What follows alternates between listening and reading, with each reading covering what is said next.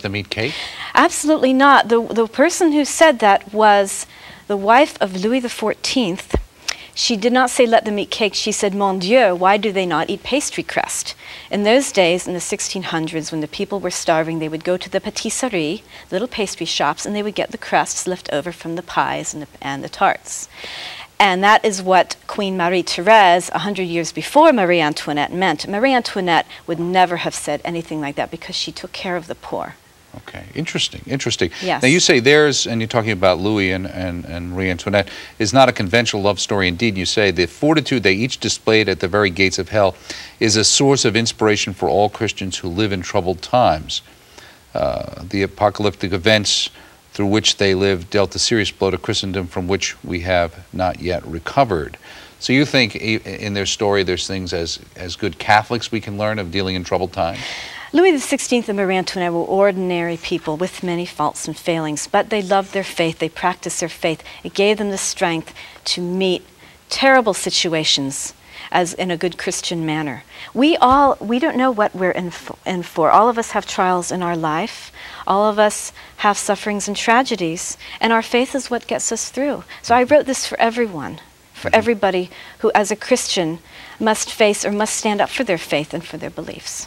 It's interesting too, because when I think about these kinds of stories, I think of, you know, we think about the Cardinal and the Cardinal's Men and the Musketeers and the kind of literature and the kinds of movies we're exposed to. Many times I think of those wonderful Errol Flynn movies that my father got me hooked on as a kid. And I only realized later that the bad guys were all the Catholics.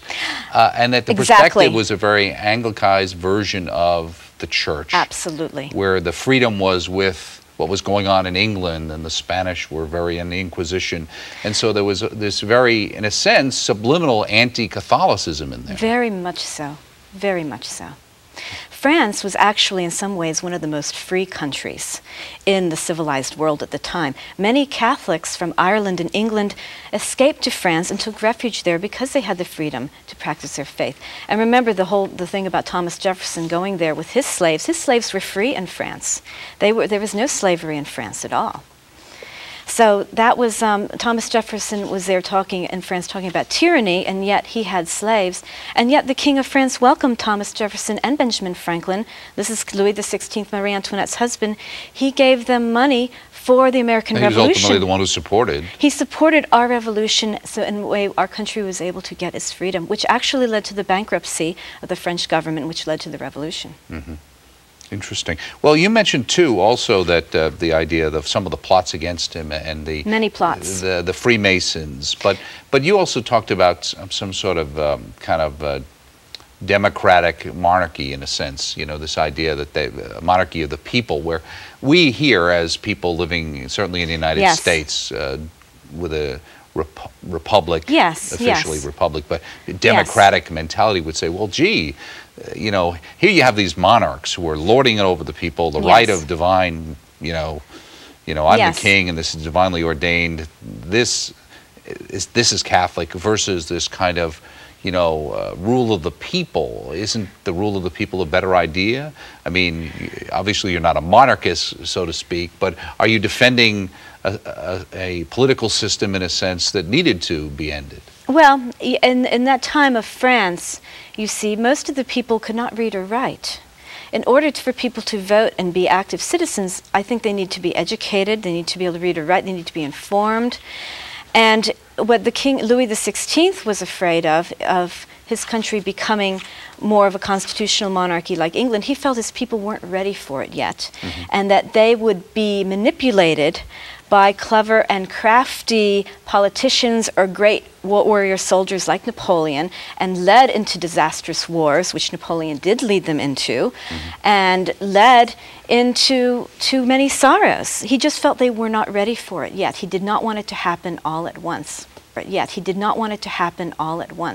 Okay, very good. Speaking here with Mary Eileen Russell about her works, Trianon and Madame Royale, published by Neumann Press. We're going to talk about the other book, Madame Royale, when we come back with Mary Eileen Russell right here on Bookmark. Stay with us.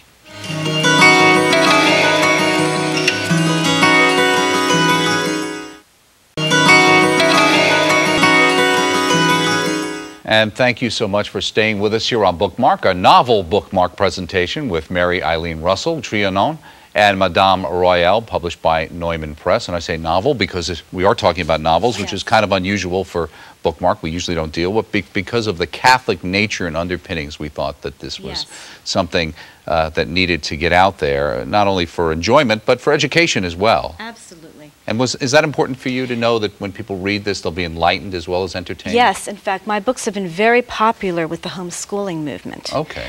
My books are featured on many prominent homeschooling websites. They're encouraged especially for teenagers because they're clean, they're not too intense, but they have a lot of history, a lot of religion, a lot of inspiration, a lot of romance, adventure. So they've done very, very well with the homeschoolers. Okay. So we've been talking about Trianon, which is a novel of royal France, which kind of is about Marie Antoinette. Yes. Now, in that story, you meet her daughter, right? Her oldest daughter. Who is? Marie-Thérèse. Who's known as Madame Royale? They called her Madame Royale, was the title given to the oldest daughter of the King of France. And so this book here is actually the sequel to it. It is the sequel. And you say you wrote this, I believe, because people wanted to know what happened to her? People wanted to know what happened to her. She was the only one in her immediate family to survive the revolution, except for perhaps her younger brother surviving. There were many rumors that... We have a whole thing about where he ended up, right? This novel, second novel, is about several things. It's about her search for her brother and following all the leads as to whether or not he actually did survive and was spirited out of the country, or whether he was in hiding somewhere. It's a little bit like the Romanovs kind of thing with Anastasia. Oh, exactly like Anastasia. Anastasia. Who didn't survive the massacre. It's the same thing. In fact, she had similar, she had post-traumatic stress syndrome from being through the revolution. Oh, they just didn't have a name for it, I guess, back then. They didn't have a name for it. They just thought I don't know what they thought she was. They thought she was being cold and arrogant. But she would be petrified at the sight of blood because she had seen people having their heads chopped off in the street. She was petrified at the sight of crowds because of the mob coming to them and raiding the palace and threatening her parents and threatening her. She was jumped whenever a door bolted because of her long time in solitary confinement as a teenager. She spent over a year in complete solitary confinement. How did she avoid the guillotine or being killed? So she merely survived. They kind of forgot about her, that she was up there. Well, there was a lot of other things going on in France at the same time, so many things going on. She could not inherit the throne. She was not a threat to anyone. The revolution ended. She was sent to her relatives in Austria. And then later she was sent to her uncle, the wicked, wily Comte de Provence, who was calling himself Louis XVIII. She was sent to him, and he said he had arranged a marriage for her with her cousin, who they could not even really have been married. It was a marriage in name only, a very unhappy marriage, which she persevered in. But this is a woman... Because of her Catholicism? Well, because of her commitment. I think she had grounds for an annulment. She persevered because in those days princesses did not get an annulment, did not get a divorce, and she wanted to keep the family together. He was her cousin. She wanted to work for the restoration of the throne and of the church in France, which she did, and she was successful. Now you say the heart of this novel is the mystery of suffering, not the dramatic agony of martyrdom and death, but the long travail of years and duties and disappointments, the suffering of living. I notice that this book is actually longer than your first book, right? It is longer. It is dedicated to the Immaculate Heart of Mary. I saw that too, right? Because Our Lady had to go on without her son. So that's the connection. That's the connection. Marie-Thérèse had to go on without her family. And it's how you go on when you have a difficult marriage, when you have sufferings, when you have trials, and things that perhaps you never get over. But you go on in faith, and you do good for others, which she did. She did great good. And many religious orders were started at that time. The Curé of Ars lived at that time. The apparitions of the Rue du Bac and Catherine Labouré, which are prominently featured in the book, happened at that time. There's a reference to La Salette, too, right? La Salette actually happened, well, there was another revolution, they got thrown out again. But La Salette happened at the end of that time. She rebuilt the foundation for the church to flourish again in France. So again, it's interesting because, as a Catholic, because you meet a lot of interesting, quote-unquote, Catholic personalities. All kinds. Some were rascals like Chateaubriand. Some were real rascals like Talleyrand, who was an apostate bishop. but he was the great diplomat, so they couldn't get rid of him even when they wanted to.